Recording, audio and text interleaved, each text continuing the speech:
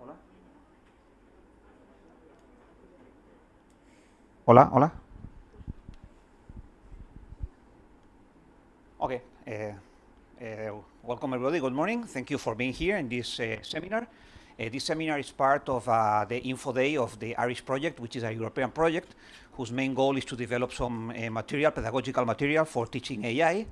So if you are interested in taking a look to this material, please send me an email and I will do a demonstration for you when we arrange the proper date, okay? So the talk, this session is about artificial intelligence because it's the overall goal of the project. And we all know how important is becoming AI in our society, how prevalent, how influent in our society. So we are all becoming aware of the impact of AI, and we all want to have a responsible use of AI. So the ethical aspects of AI are becoming more and more important. It's becoming so prevalent in our life, and we want this to happen in a fruitful way so that the society benefits from the use of AI. So for that reason, it is my pleasure to have today Karina giving us this seminar, and she will help us to reflect about how can we develop good and ethical AI tools that can have a good impact in our lives. Karina is a well-known teacher at the School of Informatics of Barcelona. She's been teaching for around 30 years. She's a professor of the Statistics and Operational Research Department, and her topic of research is data science and artificial intelligence. And as such, she's now the director of IDEAI. IDEAI is a lab that puts together everybody at UPC that does research in AI. So I also ask you to go and visit the IDEAI webpage so that you can have a look and see who is involved in AI here at UPC. So she's the director of IDEAI, and as an expert of AI and data science, he's an advisor of the Spanish and the Catalan government in order to develop the strategy, the national strategy for AI. And she has also advised the World Health Organization in technical aspects, and she has received several awards and recognitions. Among them, I emphasize the Creu Casas, given by the Institut d'Estudis Catalans, and the Dona TIC Award, which is a recognition given by the Catalan government, Generalitat de Catalunya. So this is my presentation of Karina, and I thank her to be here today, and I'm pretty sure that she will give us very good ideas and reflections about the good use of artificial intelligence. So Karina, thank you, and the screen is yours. Thank you very much, Javi. That's a very nice presentation, and thank you for that as well. Javi and myself have been colleagues in the university from so long, and it's a real pleasure to me to be here to give this talk. So thank you for inviting me, and congratulations for the project. And I think I can recognize my new students on the artificial intelligence degree here, right? So thanks for coming. We meet for the first time yesterday in the afternoon, and it's a pleasure for me also to see you here. And good morning to the people that is with us in remote connection. No? So as Javi said, I'm going to talk a little bit about ethics and artificial intelligence. Just a few global presentation. Artificial intelligence is one of the few disciplines that has a very precise birthing moment, and that happens on a summer school that Professor John McCarthy organizes in 1956 in Dartmouth, in his campus. This is an American university, and he convokes 10 very important researchers at the moment to work together for 2 months in that campus in front of a conjecture that was, if those activities that a human being performed that required intelligence could be formalized or specified in such a precise way so that to make a machine to execute them, right? So after 2 months of working on that, the conclusion was that, of course, we can find formal languages that make machine-readable the processes of the thinking, and this was the building of artificial intelligence. From the very beginning, there were two main approaches to artificial intelligence. One was in the representation of John McCarthy's style, let's say. That was what we call the symbolic artificial intelligence, which puts the focus on the process why the machine is solving those problems that require intelligence, and that is, we can understand it as something that models the reasoning process, basically, no? The computational model of the reasoning process. On the other side, we have the school of Minsky that is derived from the cybernetics, and that puts the focus not on the process but on the results. So they try to build machines or algorithms that can solve problems that require intelligence with solutions as good or better than the ones that human can provide. So we can think about one family of artificial intelligence problems that is oriented to understand the process of thinking from human beings, and the other one is more oriented to augment the intelligent capacities of the human beings. No, this last one is the one that has been becoming very famous in the last years, where those connectionist algorithms have been creating the artificial neural networks, and now we are in the generation of deep learning, and that's the one that has been scaling up to the professional tissue and to the corporations and so on. So that's the part that today is more famous, let's say. And this one became very famous in some years ago. It's the main exponent of the expert systems. Okay. So in the evolution of the history, we have been moving through different kind of cultures and to different kind of societal organizations.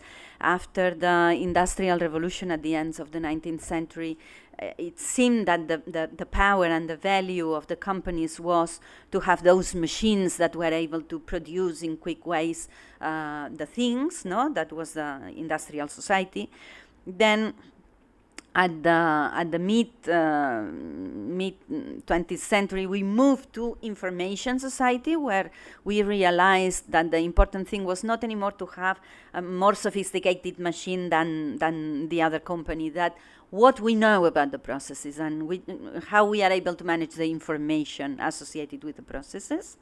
In 2005, United Nations were declaring that we have been moving to knowledge society, and then we already understood that trying to modify the decision-making processes in such a way that they were incorporating as much knowledge as possible from the context was the real value for the companies and for the institutions.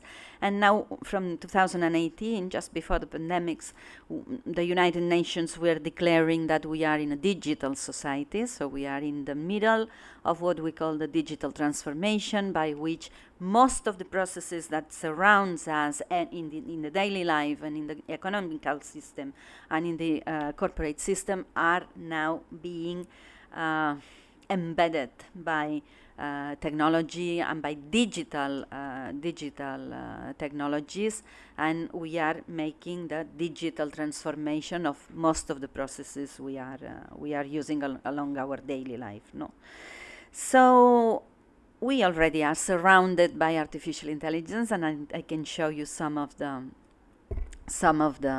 things that we use almost every day, and that are contain artificial intelligence technologies inside. One are all those voice assistants, no, Alexas, Siris, and all these kind of things contain artificial intelligence.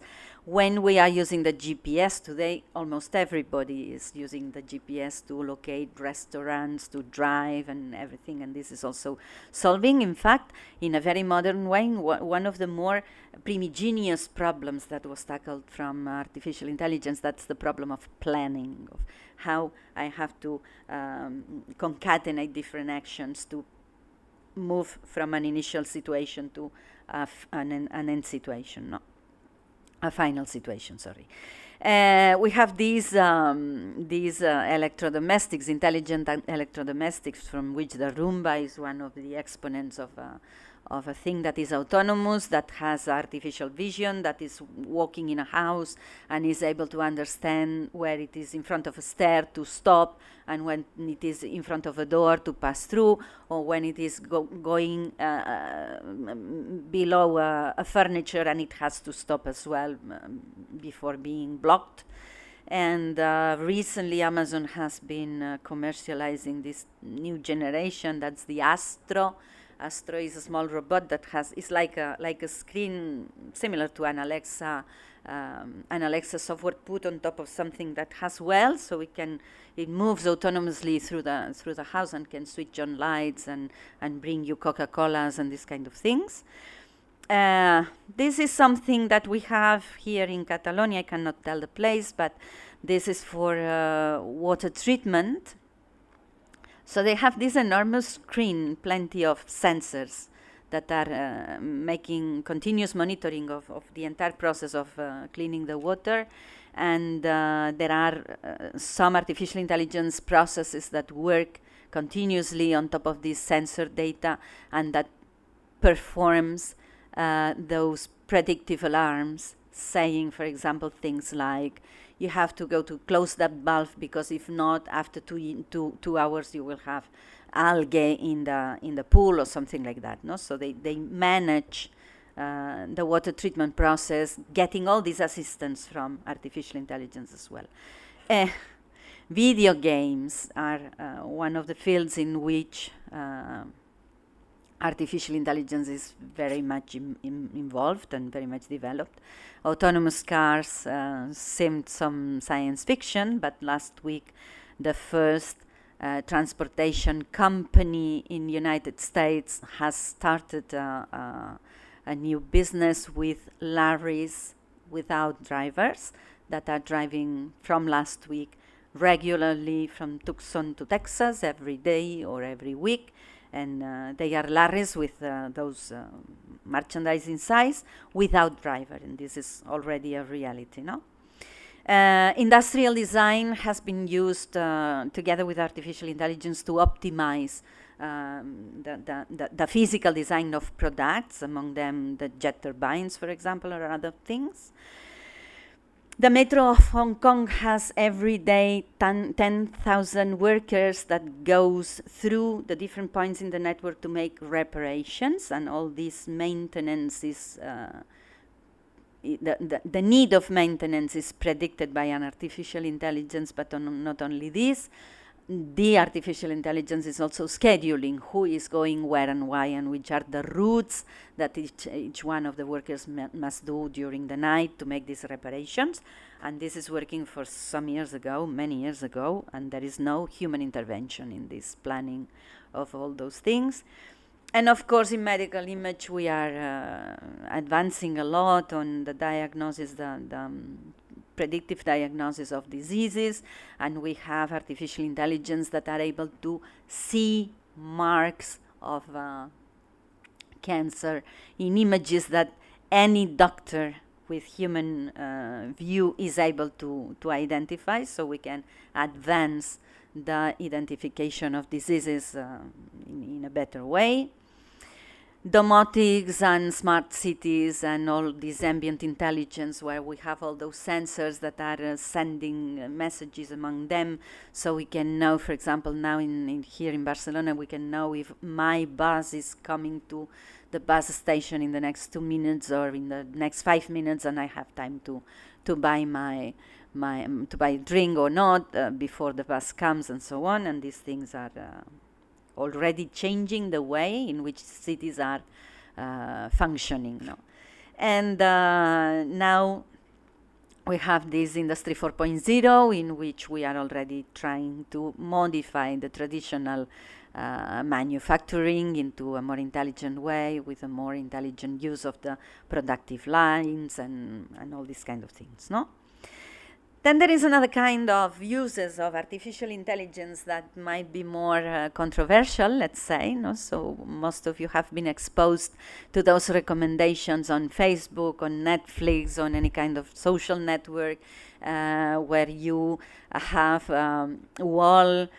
plenty of posts that some algorithm is deciding for you which posts you can see, which posts you will never see, and which films you are recommended and which films you are not recommended. And to a certain point, if we are talking only about something that is recommending you films, and you can just choose if you see the film or you watch that film or not, that's something that might be even for fun. But when these kind of technologies are used, for example, to send you a particular electoral campaign that provokes that you vote Trump, even if you probably are not very much agreeing with the policy that that candidate is really practicing, then the thing starts to be in a more gray area, let's say, more smoking area, let's say in that way. No, so that's why ethics becomes important. Ethics becomes important because we have a very powerful technology that is embedded in our daily life, and that can provide a lot of benefits, but also can be used to manipulate people, can be used to make other kind of uses that are not that nice. No, so also artificial intelligence is totally transversal technology that's part of this ICT technologies that are in the middle of the digital transformation that is impacting all the areas in the life. And the main pillars, I would say, of this digital transformation are in the ICT sector. So we are talking about computer science, artificial intelligence, telecommunication, basically. And what we would like is that all those things were used to for the common good and to improve the world towards the objectius de desenvolupament sostenible, sustainable development goals. Okay. So ethics is the branch of philosophy that formalizes or provides a formal frame to understand what's recommendable or not. Let's figure out in that way. It's about recommending the right and wrong, and guiding in a certain sense the behavior of the people. Here we will talk about ethics on artificial intelligence. So in the middle, in between the behavior of the people and the behavior of these autonomous machines that have a certain kind of independence, let's say, no? And the ethics systems or the ethics models are basically formalized, at least in the Occidental culture, as a set of values, so things which are recommendable or which are acceptable, and counter values, so things that are disrecommended or non-accepted, no, by the community. And not always the values can be prioritized in a proper way, so there is not always a clear hierarchy in between which value is better than the other one, and that makes sometimes a kind of dilemmas or a kind of contradictions that puts the person that has to decide what to do in a certain trouble, no? Because making something, you promote a certain value and you damage another value that might be also as much important as the other one. So this creates what we call the ethics dilemmas. And in the particular field of technology and artificial intelligence, this is important because ethics used to be a consensus from the community. So that means that things that are considered ethical in Europe might not necessarily be ethical in United States or in China, and the other way around, no? And basically, when we talk about technology, we are in a situation in which we are talking about something that tends to be neutral, no? So knives are one of the most ancient technologies. they have been discovered in the past, and when they were discovered, they were changing that much the way of fitting of the people that the civilization was moving to another thing. So prehistoric human was modifying all his lifestyle when he was discovering this kind of tool, no? And we were learning about cutting the meat and eating in another way. So this presumably means that this tool or this technology is a good thing for the humanity, no? But it has other kind of uses that are very bad for the humanity, no? So the thing is not about the knife, it's about what we do with the knife.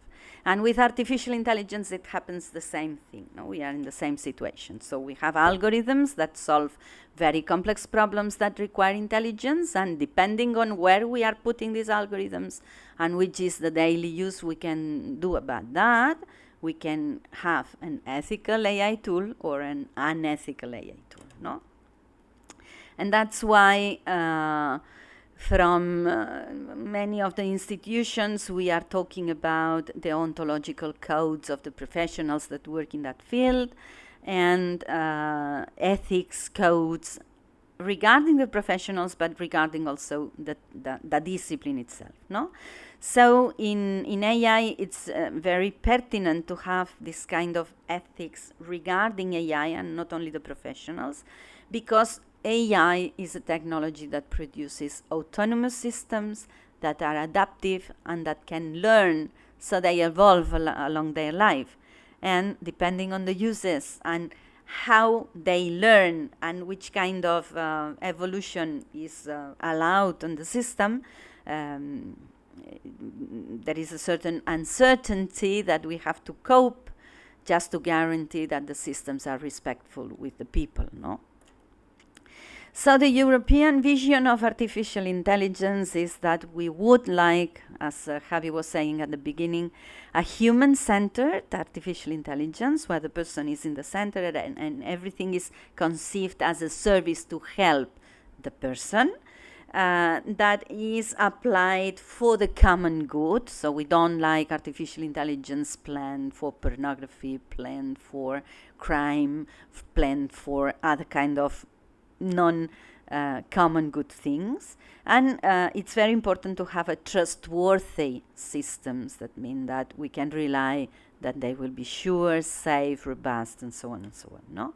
And that's the European vision. In China is not necessarily this view, and United States, for example, do not limit the business made on top of, for example, personal data, even if this is creating some violation of the privacy of the person and so on. So the ethical consensus that we have in Europe is different from United States or China or other areas in the world.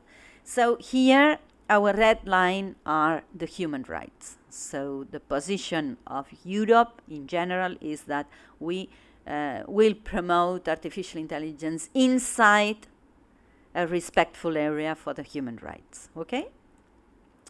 That's why in 2016, Europe was creating the European regulation for data protection. And from then on, every time you download an app in your cell phones, you have to authorize the cookies and authorize all these kind of things, no? Explicitly every time. In 2017, in Barcelona, we were promoting the Barcelona Declaration of Artificial Intelligence. That was a call for the international community to send one of the first alarms in the world, saying, okay, artificial intelligence is becoming very famous, very popular. All enterprises are creating new tools that claim they use artificial intelligence. Take care. We have to do that in a safe way, and we have to do that with this privacy protection and so on and so on. No, In April 2018, the high-level expert group of European Community was publishing the ethical guidelines for a trustworthy AI. That's one of the first formal models of how Europe envisages what is an ethical AI. In Catalonia, we were creating our own local strategy on AI that was published in February 2019, and from the expert group that was writing this document was formed by 10 experts, and I had the honor to be one of them. About 1 year after, we had the Spanish national strategy for artificial intelligence. In December 2020, Catalonia was creating the Observatory of Ethics on AI from Catalonia. That has the venue in the University of Girona. In April 2021, we had the AI Act. That's a project law for a European law of AI. And very recently, and that's very important from my point of view, in November 2021, the UNESCO was generating the first document on ethical recommendations for AI. And that's important because until here, only Europe was creating a framework, right? And now we have, for the first time, an international organization that is calling also China and United States and other areas to follow this central view centered on the person and respectful with not only with human rights but also with development sustainable goals, and particularly respectful also with the climate change and the sustainability of the planet, no? Well, here we have the front ends of all those documents. That's interesting. This is the ethical values, the system of ethical values that Europe is promoting for the trustworthy AI in Europe, that is composed by 8 different kind of characteristics that we would like an artificial intelligence have, no?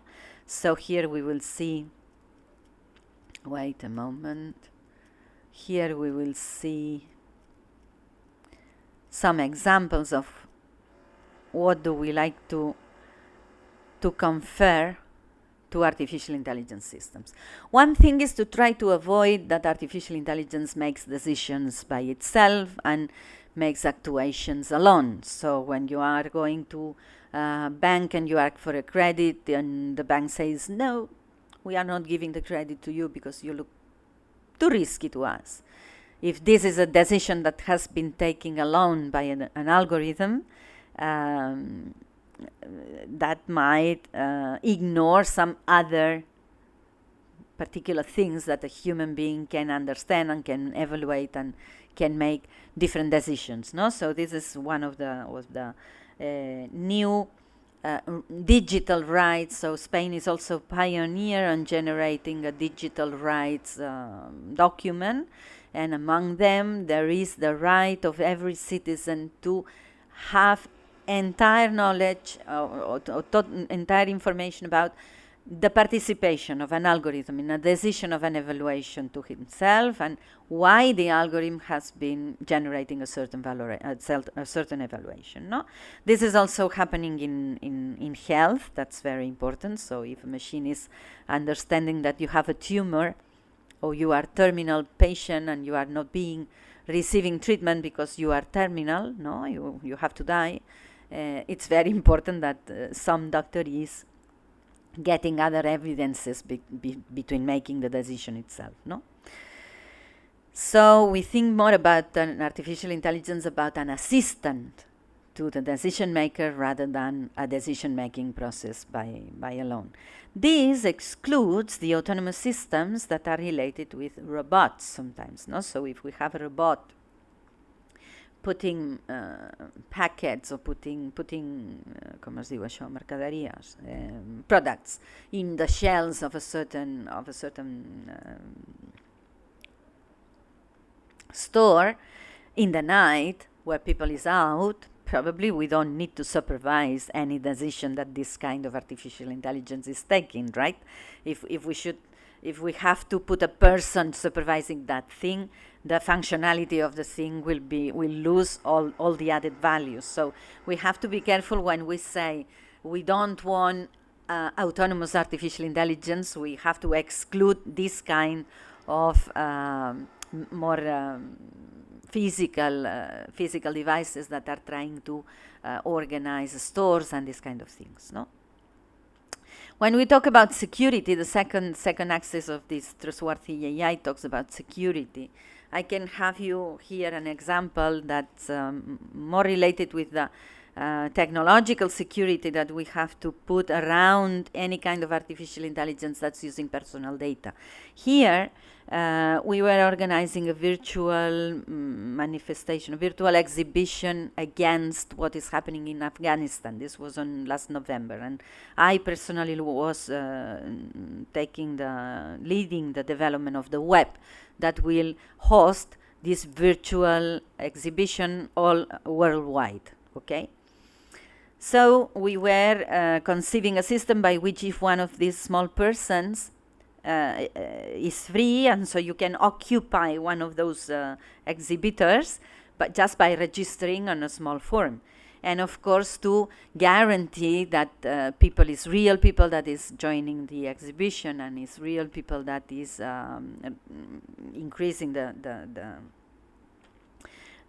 assistance to the event, we need to get some personal data that identifies the person, among them the identity number, okay? So this is personal data. It's very easy to build a small form asking your DNA, no? Your DNA, your identity card number. But this is an exhibition against Taliban, right? So you can imagine what happens with with those people if someday in the future one of those Taliban people can enter into the database and get the list of all the people that has been participating in this exhibition. No? So cybersecurity measures were added to this simple web, and we were using a technology in such a way that from the cell phone or from your personal computer, where local in the computer you are filling in the form, the system is verifying your DNA is a real one. Immediately after, it is encrypted on the basis of an unknown encryption key that is unknown even for the developers. So even in the case that those database goes in hands of a Taliban, even if the person that has been developing the system is prisoner from a Taliban and tortured, we can never reveal the key to disencrypt that thing, because even the developers has the key hidden, so we cannot tell it to anybody. No? So this guarantees the total protection of the persons that are part of this database. And it's very difficult in the current moment to understand from all those apps that you found on your cell phones and on the computers, which of them are asking personal data and save them in a secure way. And so when most of the people say, no, but I have nothing to hide, so for me, it's the same, that's not that much easy, no? Because if the future provides us a kind of new Hitler, all those data that's available on the networks is making you vulnerable in front of a certain person that is mad. And in fact, one of the things that is happening now in Afghanistan is that the government is following the social networks of the ladies in the country, and they are finding which ladies were working in the past, and they are trying to, just because they were working in the past, and they are locating them through the connections on the social networks that the people has normally in their normal life, just because the government has taken the control of Instagram is deprecated, WhatsApp has been deprecated, but before deprecating them from the country, they got the control and they got the access to all those kind of information. So it's not easy to realize how important it is in the mid and long term to keep the privacy of the personal data of the persons in those all those artificial intelligence systems. Another thing that is very, very controverted and that Europe has been pronouncing against it is facial recognition, because that's even worse. So if someone gets a personal database with names and identity card numbers, you can make something and falsify and use another identity, but you cannot change your face. Well, you can. Yes, but that's something that's not not available for many of the persons, no? So all those type of uses of the artificial intelligence are very much controversial, and Europe in this moment is preferring not to make general use of facial recognition and fingerprint recognition and these kind of things, no? So the third ethical value is about privacy and data governance. And for example, here we had a very controversial issue also in Spain and Catalonia when at the beginning of the pandemics, because they were a certain interest on monitoring the cell phones of the people to make trace of the contacts of the infected people and so on. And here in Europe, this was considered a very big invasion of the privacy of the persons. In China, that has another ethical framework, this is normally done, nobody cares about it, everybody accepts without feeling invaded and so on. So it depends on the territory. But there were also those discussions about if this is legal, it should be legal or not. We are being monitored by the government. We don't know. We don't want that. Blah blah blah blah. And most of the people that were doing this kind of reasoning, download apps to play on video games or to play on manipulating pictures and these kind of things by accepting all the terms and conditions that say we will collect all your data from your cell phone and we will make, I don't know, profiles, psychological models and whatever it is from yourself, and people don't care that much on this kind of uses, which make the people very much vulnerable, and care very much this kind of other uses that are very much focused on control of pandemics, for example. No? So there is this kind of contradiction in between the attitude that the same user is adopting in front of a normal app or in front of something that comes from the government. But in fact, the kind of information that normal apps can take from you might be much more relevant than the one that some of these particular trackers can use and so on. No? So there is a lot of controversy here, but there is a consensus from the European point of view that privacy is important and should be not violated by artificial intelligence systems, at least without telling you and without proper authorization. No? This is a project that we were developing in our group many years ago that was listening to the city through the Twitter activity. Now you have to authorize this kind of things, but in the past you can do this kind of things, and you can, for example, see in which parts of the city is the activity. This is Rome.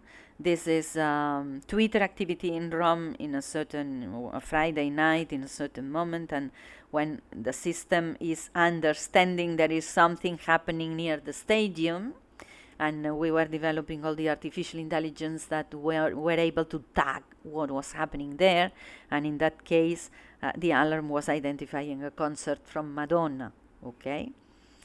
So we could perfectly see where is the people when Madonna goes to sing to Rome, for example. No, everybody's here, and this is the area of restaurants near the stadium. No, and this was also linked with one of the protests that in Catalonia we were performing before the pandemics every September 11th, just to claim for the independence and this kind of thing. This was September 11, 2014. At the moment of the protest, all the Twitter activity in the city were concentrated in Diagonal and Gran Via, that were the place of the protest, and we can perfectly. I mean, the system was making the pilot and was raising the alarms. There's something strange. There's something strange in Barcelona. There's something strange in Barcelona, and it was detecting this particular concentration of people.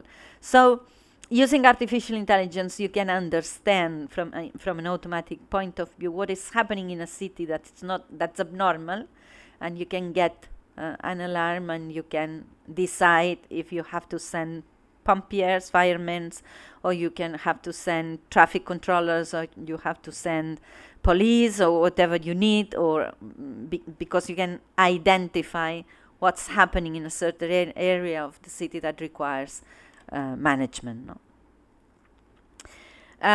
This was a very famous case that was Face Up. Probably most of you have been using this app that was just for fun. So you upload a picture and you can see yourself when you are old, or you can see yourself if you are a man. I can show you how do you look as a woman and this kind of thing. But in the terms and conditions, if you read carefully, you understood that this thing, while you are playing with the pictures, is installing a kind of spy in your cell phone and taking information about contacts, applications that you are using, the things you are doing with the applications, and then even more, this is a Russian product that was saying in small letters, data can be transferred to other jurisdictions. That means, for example, international waters,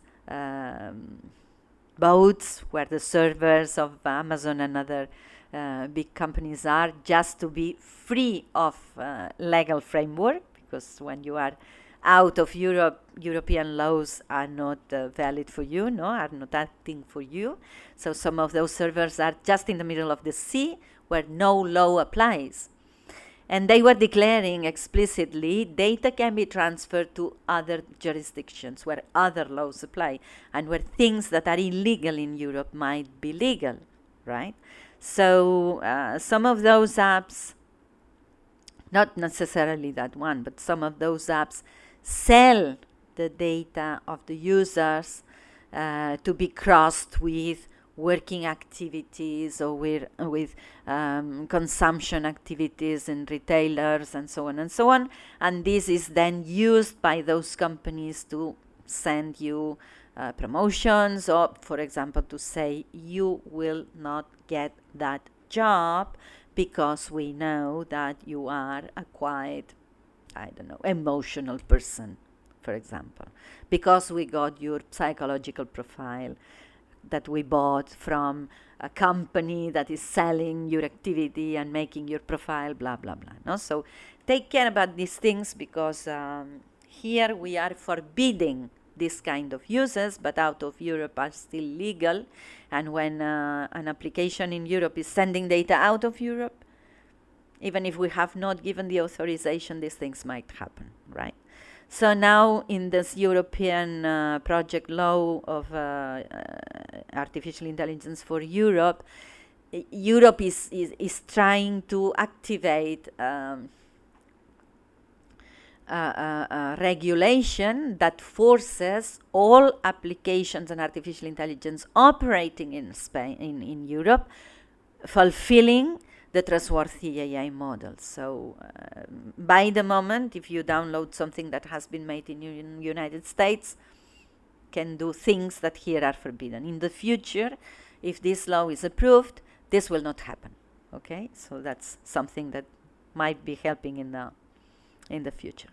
That's something that happened to me during the pandemics. There was a colleague of mine that was visiting me at home. I was not allowed to go outside, so once a week he were coming to work with me presentially at home. And after 2 or 3 weeks coming at my home, every day he came.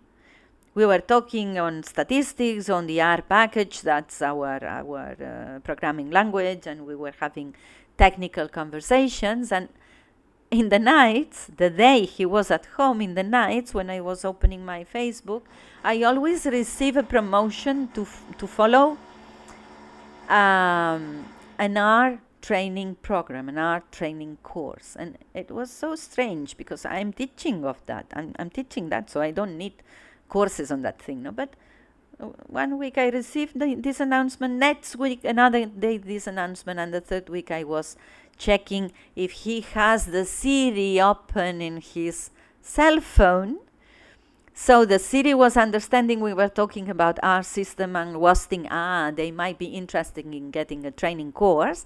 And he was able to understand that my phone with the localization open and his phone were together in the same house. So he was not only sending the advertisements to his phone, but also to mine. Right? So take care and disconnect your Siris when you don't need them. And we can go even farther, no?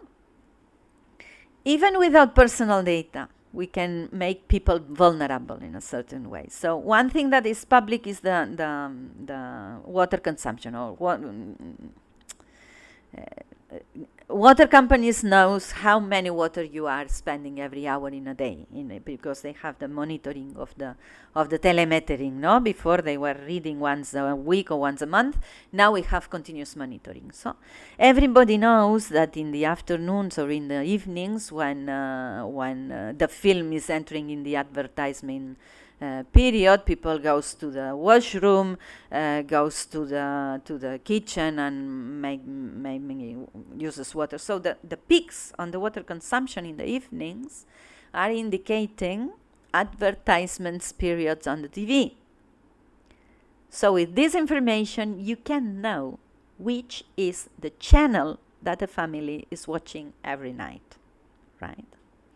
So if the water company sells those consumption anonymous data to a retailer, the retailer can understand in which channel and at what period he can target his target population, and he can put his advertisement. No, so all those kind of things happen with anonymous data, but they make that you are exposed at your home with a particular advertisement that's very much associated with your household characteristics. No, so this is personalized marketing in a certain way. So as you can see, here we have another project where the private data was used for health, was used for the common good. So we can see the right and the wrong, let's say, in such a way, no? And in that case, we were using all wireless devices to manage how a doctor can take care of an old person that is living at home, not in the hospital, not in geriatrics, living at home, and how all those autonomous artificial intelligence that are placed in the different devices talk among them to, for example, make a reservation for a radiography and book an ambulance to take the person and give to the radiography place, and consensuate the agenda with a physiotherapist that has to come to the house to make massage or to make rehabilitation or to make walk or to help dressing or to make company or whatever you need, no? So we were checking many years ago if this kind of technology was suitable, and after 10 years you have private insurance companies that offer this kind of services to the private persons, and we expect that in the future this can be also part of the public health system. And some of those services have been already imported in the public health system during the pandemics, fortunately, okay? Okay, I will escape. So transparency, what about transparency? Here we have another point. That was during the pandemic in United Kingdom, sorry. These A-level exams to enter into the university could not be celebrated because of the confinement. So the government decided to use an artificial intelligence to estimate the marks of the students. Okay. And it happened that those system was programmed in such a way that it was taking as a main reference the general performance of your education center. So it was happening that brilliant students studying in degraded areas were decreased from their original marks just because they were studying in school that comes from a lower level, let's say, no? And in the opposite, so bad students studying in very well considered schools were upgraded. So they could identify the thing, and they could eliminate this kind of procedures from the system because the system was transparent and was able to explain why the mark of a person was given in a certain score. Okay, so in that sense, transparency, explainability, and this kind of characteristics are very critical on especially on artificial intelligence systems that are evaluating persons for accessing benefits, for accessing services, for I don't know, for being elected for certain kind of awards or com es diu, subvencions, grants. Thank you. Okay, so transparency and explainability are one of the challenging issues today in the branch of artificial intelligence. Okay, regarding the next value, that's about diversity and equality and equity and all these kind of things. I can talk to you about different kind of biases that it can happen on artificial intelligence if we are not taking enough care, no? So this is one project that I was developing during the pandemics, that it's about querying the citizens, directly the citizens, but the impact of the pandemics, of the confinement in health, working, personal relationships, economy, and different things, no? And we were asking how they feel before the pandemics, just after the first wave in July 2021, and how they envisage they will be in January 22, no? So we were analyzing this data and generating this kind of reports, and one thing that we were finding was, was, for example, that we expected that women were in a worse position regarding working activities during the pandemics, and the number says the opposite thing. So here in Spain we had the ERTO, that was those procedures by which you are expelled from the company and the government is paying for some day and then you come back to the company, and there were much less women that were suffering this kind of temporary interruption of working relation, no, than men. So since this was not convincing me very much, and I was checking a little more in depth, and we discovered that in January, just before the pandemics, the women were not working under regular contracts. They were working under irregular contracts. So you cannot put into the ERTO an illegal worker. So the numbers were promoting a naive interpretation of the reality that was the opposite one. And this is a bias of interpretation. Okay? So we have to be very much careful to interpret properly the things and go a little bit more in depth over the simple numbers, right? Then we can have biases related to the design of the algorithm itself. No? So here we had an application in United Kingdom again that was automatically prioritizing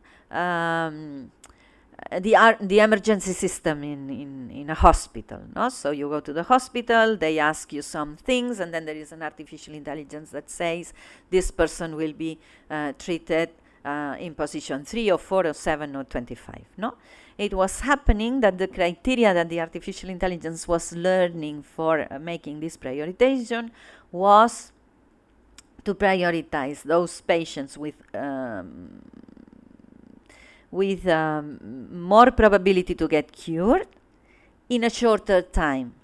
Okay, and the algorithm was designed in that way, and this was directly related with we are treating first the people that comes in better conditions. So if you go to the emergencies because you have a headache, no, and with a pill you get okay, and in 10 minutes you get off the service, you are one of the more prioritized persons. If you go to the hospital with a heart attack, so the prediction is you will need more pharmacs, you will cost more money to the system, you will stay more time between being cured, so you get into the queue. That was horrible because it was condemning the severe cases to die, right?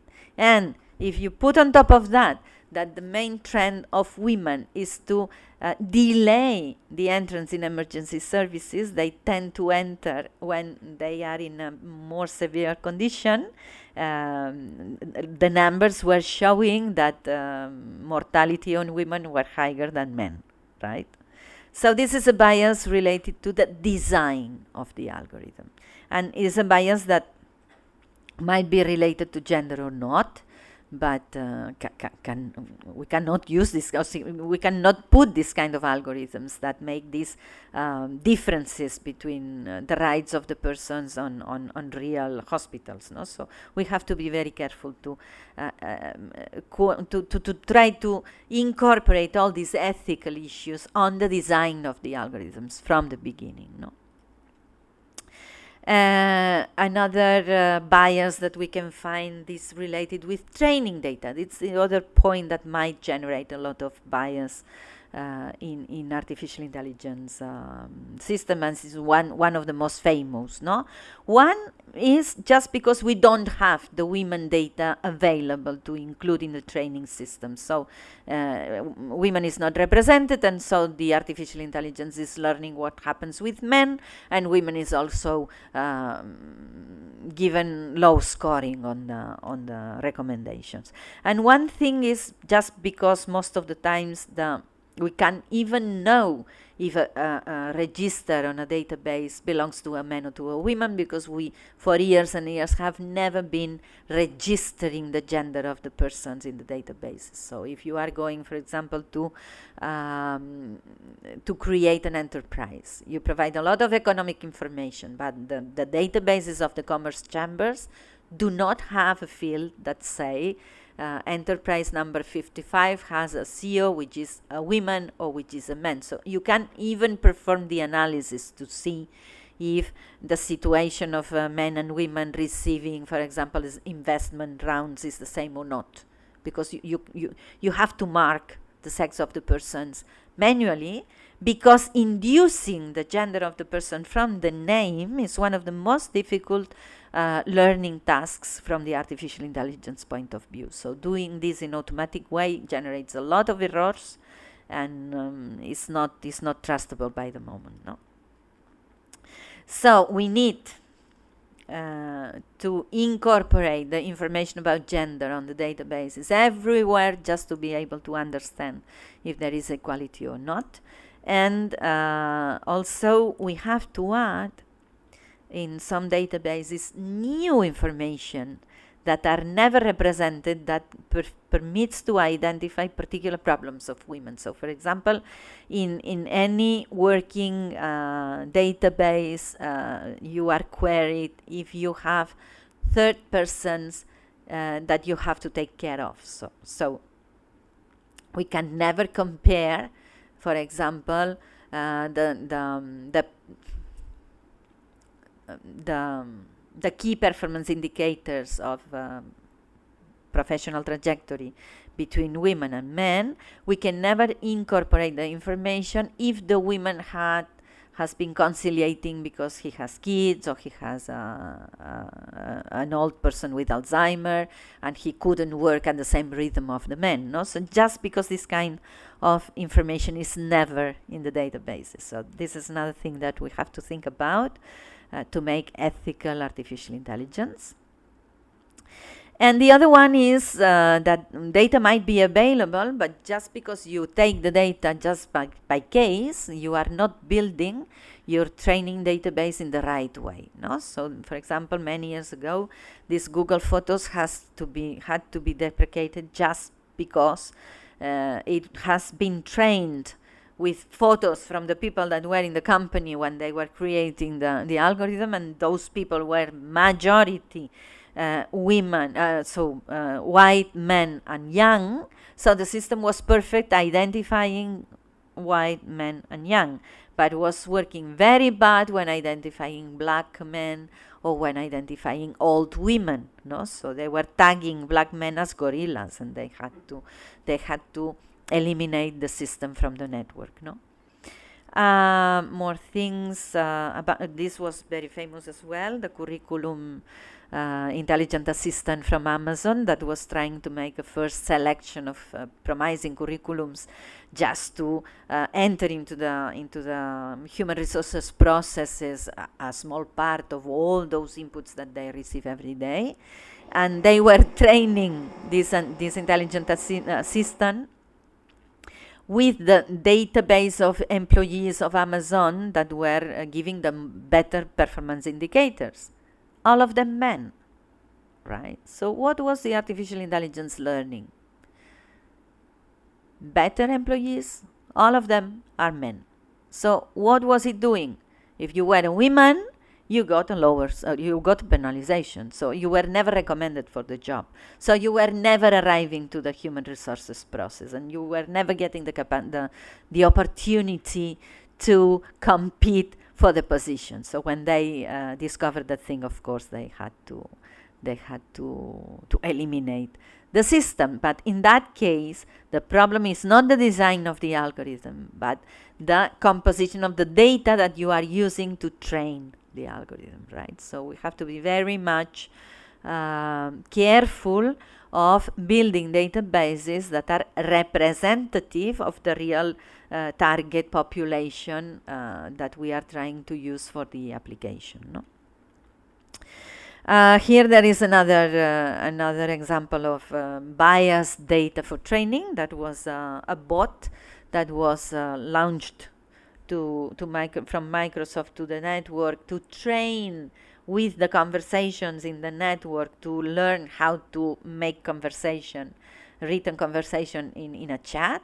And in 16 hours, just by copying the patterns of the conversations around him, he became racist, xenophobe, and masclist. Masclist? Bueno, no sé com es diu en anglès, això. So he was just learning how to interact with other users, just looking at the conversations around the users around him. And in 16 hours, he became a monster. So he had to be deprecated. Why? Because nobody was designing the kind of conversations we are going to expose this application to make them learning from certain kind of culture or from a certain kind of educational behaviors and so on. It was just learning on random conversations that were happening near him. No? And this might be very much biased and can generate a very biased learning. Okay? Okay. Just a last message about the lack of women in the field. As you can see, there are some misperformances of those algorithms that regards gender. No, there is very few people few women in the sector. In this year in Catalonia, we have identified only an 86% of technical women working in ICT positions in the ICT sector in Catalonia. So that means women that are not answering the phone, so women that are ICT professionals, right? And all those things that regards women is natural for the women to include in the design of the artificial intelligence, and it's more difficult that men thinks about it. So it's very important that the female view of the technology, the female view of how an interface must be, of which kind of information should be taken into account in a certain procedure, and so on, is present in the design of the technology as well, no? And so with this low presentiality, you can imagine that we still have a lot of male style on the technology that we are producing nowadays, no? So we are working very intensively from some groups of women in the faculty and other institutions to promote the insertion of the women in this field, that, as you can see, is pervasive. It will be one of the most promising job careers in the world in the next years. So it's a very interesting area to work with. Here there is also something related with the societal and environmental well-being. So we don't want to generate artificial intelligence that contributes to pollute water, or to reduce the life of the planet, or to increment the climate change, and so on. And here we have to think about supercomputers, and we have to think about data centers. So here you have, for example, information about the energy demand of current data centers in the world. If we had to feed this, to supply this demand, this energy from renewable sources, we would need more than 2.5 million aerogenerators in the world just to keep the data in the clouds, in the data centers, just staying there. Then we have to add all the energy that we are consuming when we put a supercomputer to work with this data to make the artificial intelligence, no? So one of the tracks here is to go for green technologies. So we have to come back to this optimization of the algorithms and also of the data. So we have to decide what to keep, if we have to keep all the measurements on a monitoring system and on only a synthesis of all of them or something like that, because this is not gratuitous. This has implications in the sustainability of the planet, no? So here I have only 3 tips for the individual users. Then we have to think about this more general supercomputation and so on and so on. But for example, all those people that tells you good morning every day with those videos, is there a need to have traveling on the networks millions and millions of videos of 3 megas each just to say hello, have a good day? No, this is costing energy, and this is costing life of the planet at the end. So it's not gratuitous, no? And sometimes we can contribute just to make a little bit of economy of all those things, and just trying to rationalize the use of this kind of funning videos, let's say, no? And every time we take a picture, no, it's so easy to take a picture with, so that's a very nice moment. I take 7 pictures. So one will be nice, and yes, the third one is nice, but we don't delete the other 6. So we get 6 pictures taking space in the network for the entire rest of my life, and I will always use only one of them. So there is the need to keep all those other pictures in the cloud? Maybe not, no? And what about jobs? So if you are preparing a report, or those my students, you will have to prepare a report by the end of the course, no? And during the course you will work on it, and you will have probably 10 copies of this Word document, and you will improve and improve and improve and improve, and at the end you will deliver the final one, and you will keep in your computer, in your cloud folder, about 15 copies of the document that will rest there for the rest of your life, consuming energy with no sense. No? So we can, from our daily activities, we can also contribute to this green technology and to make this not only artificial intelligence, but all our relationships with computers a little bit more sustainable. No? Okay, this is a last message, is a little bit more general. That's the price women pay for not being in the design of technology. Now, this is a car. And when we want to drive a car, we have to sit with the wheel in the middle of our legs, right?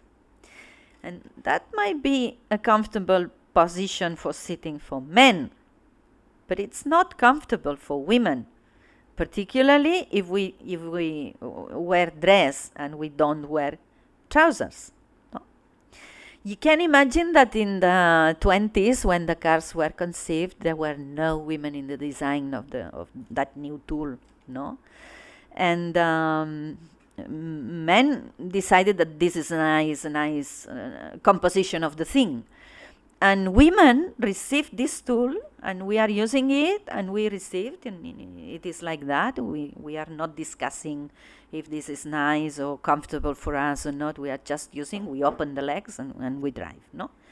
But probably if women from the 20s that were, you know, the women in the 20s, they were dressing these long dresses up to the floor that were very narrow. They just couldn't sit in that way, no?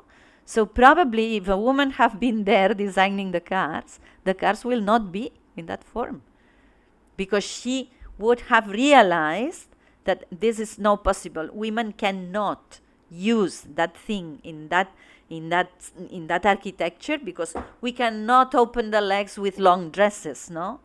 So that's a little bit plastic image that I want to share with you of what's the consequence that women is not present in the design of technology. No, this is another example. This is video games. So that's a warrior, and that's a female warrior. So you can see in the video game sector there is very, very few presence of women, even worse than in other computer science fields. No, I mean, what about all this erotic representation of the women? This is not erotic representation. This is erotic representation.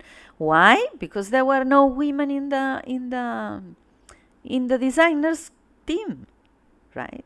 And this is a message that teenagers receive. So teenagers play with this kind of stereotypes, no?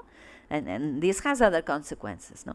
And this is the last one. This is about architecture. It's not about ICT, but in the city of Barcelona, we have many, many floors with this kind of wooden pieces. I am a woman that like a lot to dress heels, and I have a city now. I'm living in a city now that is conditioning if I can use or not this kind of thing. Because if I go to that, this is a business center. If I try to do this kind of shoes in this business center, I break my leg, for sure. So I am exposed to a danger for me, no. And this is just because in this urbanist team there were no women again. No, so the form of the cities, the form of the machines we are using in our daily life, the form of the interfaces of the artificial intelligence, all these things is different if they have been conceived only by women or by women and men together. And this is deciding how do we will live in the future, okay? So, well, this is another project that it's not the case today. And I think I can conclude here that we are surrounded by artificial intelligence, that gender issues impact everywhere, that we have also the lack of talent is very dangerous, and there is a very big shortage in all these fields, so we have to promote that people enters in that sector and tries to become a professional in the sector, because there is a lot of job in many companies, and that we need to be very careful to create ethical applications that are respectful with privacies and equities and all this sort of robustness, safety, and all these sort of values. Thank you.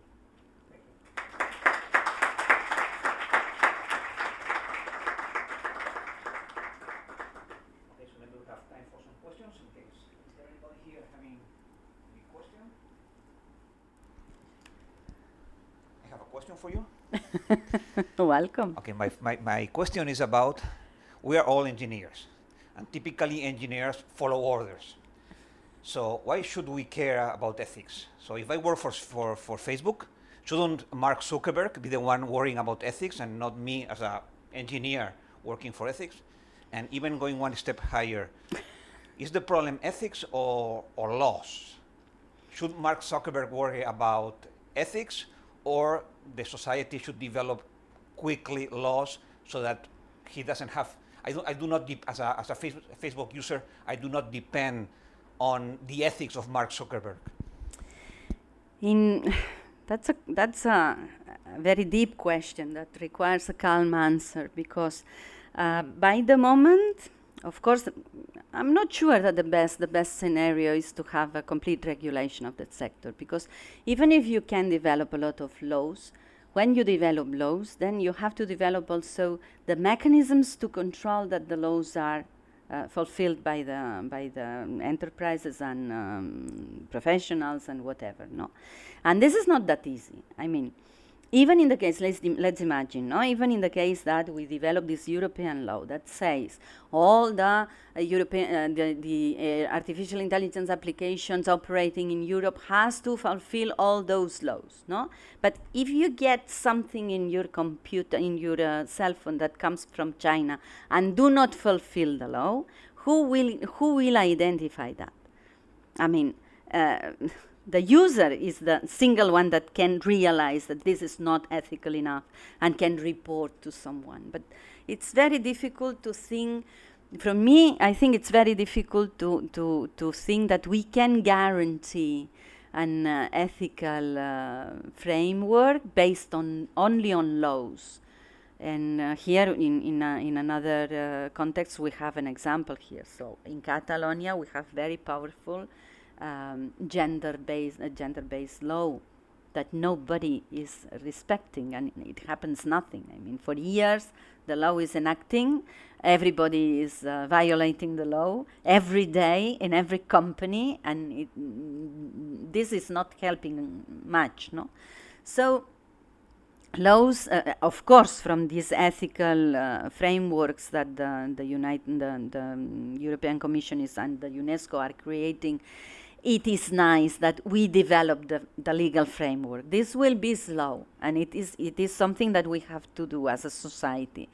But we cannot rely that, okay, we wait and when we have the laws, everything will be nice, because it will not be like that. So controlling who is following the law or not requires something else. That's the personal ethics of every one of the professionals and the personal ethics of every one of the users. And this is something that we need to assume, no? So, for example, in our profession, we are computer scientists, most of us, and we have not a deontological code when we enter into the market. Nobody asks us to jury anything, but if you go to a system manager and you say, okay, I want to see the mail of my secretary, instinctively this system manager will tell you, no, this is private data from his email. I cannot reveal this information to you if you are the boss. If you want to know what is in the email of your secretary, ask a judge or ask her to provide him. And this is done by the professionals by intuition, just because in a certain way we became aware of the responsibility we have from the things we are touching in our profession, and we are assuming an ethical behavior, even if there is any law that is forcing us to do that. No? So I think in the artificial intelligence we will move more or less in a similar situation where, of course, if we have law, this will help us a lot. But on top of the law, there is the personal behavior and the personal perception of responsibility of every single professional and every single user. That's my view. Can I ask in Catalan? In Catalan it's possible? No, okay. In English. Okay. Thank you very much for your talk. It has been really interesting. And if here there are a lot of students and users of intelligence artificial, I think that ethics is something really, really important, because I think that there's lots of applications without it. And I usually think, and when appeared in the screen that European Union is human-centered, no, the human-centered, came to my mind something that is really becoming more popular in some companies than when you phone to some bank or some company to ask for something.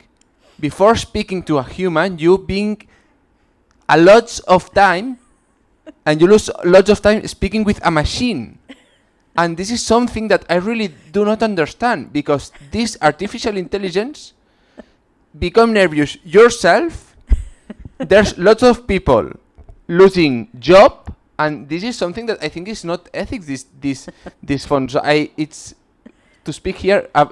What about your opinion of this, if this is ethic, and why is improving this kind of services? Because more and more companies are you phone and you speak with a machine, and this is something that they really do not understand why this system is growing up. Thank you very much. In fact, this is one of the most ancient formulations of the artificial intelligence is the Turing Test. So Turing was formulating a test saying, we will consider that the system is an artificial intelligence when a human being is talking to this other entity with a wall in the middle, and it's not able to identify he's talking to a machine or to a person, no? And so after that, we were developing all this fantastic area of voice recognition and voice processing and so on. And we were able to generate those machines that pronounce words and reads text and creates sentences and try to establish conversations with the persons. But in my opinion, they are not mature enough to be functional, okay? But also there is a problem of design here. So I think most of those boats have not been designed with sufficient lateral thinking from the designer's point of view to try to figure out which kind of other kind of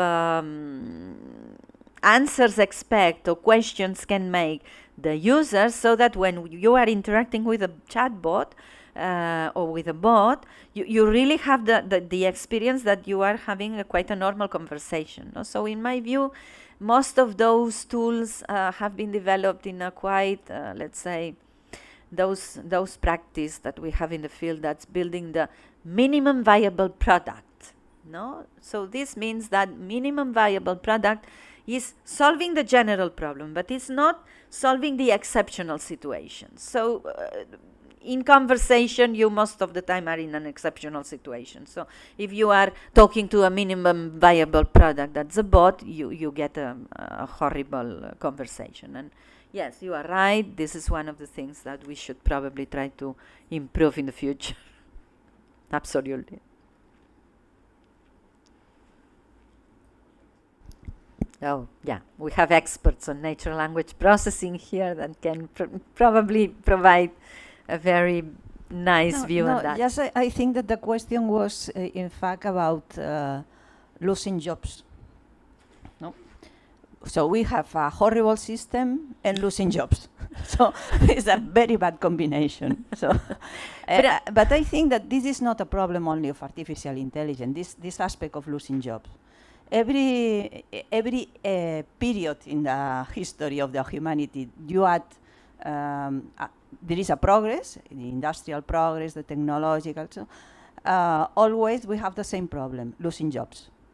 So the idea of technology, and especially of artificial intelligence, we need to take in mind that the idea is helping people, having a better society, and of course remove those activities that can be done for machines, because in this way people have better jobs, more interesting or whatever. But of course this is something that we need to organize in a very balanced way. So the same with bots asking and having stupid conversations is the problem, for instance, with the banks. So what about the old people with a lot of office that have been closed, so you don't have many people helping this, so you need to use ATM machines and whatever.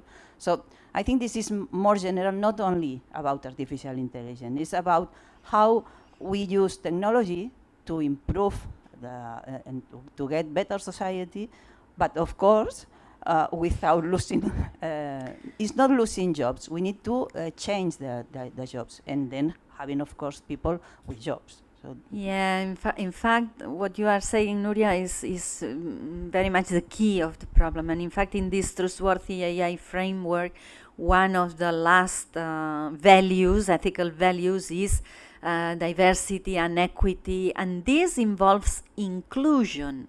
So all those things that you are talking about regards on how, when we add something digital or something intelligent in the middle of a process, we provoke the exclusion of a particular part of the population. That's the population that is not anymore useful because a machine is making his job, or the people that is not anymore involved because he cannot manage that machine or he cannot manage that service. No, and this is very much critical. It is a transitory, in fact. This is something that rises during the transformation of the society. After 10 years, we will not have this problem because everybody the chatbots will work properly, and the people will make other jobs, and will have this digital capacity, digital skills, and will be able to interact with the online bank from very small and so on. But in the meanwhile, so during the transformation process, one of the most critical ethics issues is how your decisions on including technology in the middle of the processes generate bags of excluded populations or subpopulations. This is very, very critical. In this Gavious project that I was skipping before, this is a project in which we are building an intelligent assistant for applying for social services into a city, a town hall. No, so you go to the city administration, the city council, and you say, I need the tickets for my kid having lunch in the school, for example. No, so when you transform all this process, instead of filling a form, becomes something that's digital, there will be part of those vulnerable population that comes from poor families that are not very digital, that have digital gap, and that will probably not be able even to ask for the service. No, so they will never receive the support. So in one of the initial discussions about that, we had all these social services technicians, all those computer science technicians, and the ethical group, no? And when I was saying, okay, what are we going to do with the onboarding on the system of those people? The first answer of the engineers was, no, the traditional system of asking in manual thing will be kept. So this is for those that can use it. Those that cannot use it can go to the queue in the registration desk as usually. No? And I mean, this was something that was generating a very big discussion, because we cannot think that the improvements is okay, that are only improving the better part of the target population, and that the excluded one will continue to be more and more and more excluded. No? So this is the kind of things that we have to incorporate as professionals of the digital part, and to have in mind, because when we have those decisions, we have to incorporate in our personal actuation the sensibility to say, okay, we cannot do it that way. So we have to try to add a very, very easy interface, so just touching a button, everybody can do the things, no? Or to think about this kind of, in this kind of terms. So that's why this kind of, I like very much to make this kind of speech, because this is something that seems something apart from the engineering, and it's not. It's very much on our side, because most of the decisions on how an interface look, which is the order in which the words appeared in a menu, are autonomously taken by the engineer itself. Nobody is giving him norms about put the menus in that way, and so you decide. And if you don't have in mind the less skilled users you might have in your application, you improve the social inequalities totally unconsciously, and that's one of the worst things. Let me just add some comment to Nuria's idea of, because in the past, every time that there was a technological transformation, the jobs were readjusted. Just because in the past it happened, it doesn't mean that it will pass this time, because for following the same reasoning, I will be immortal, because every day I wake up in the morning alive. So it doesn't mean that it will keep going on like this. Oh, it's good to be optimistic, but we have to be careful. Yeah, sure. Any other question? Okay, so let me thank again Karina for the nice seminar, and thank you for your assistance. Thank you very much.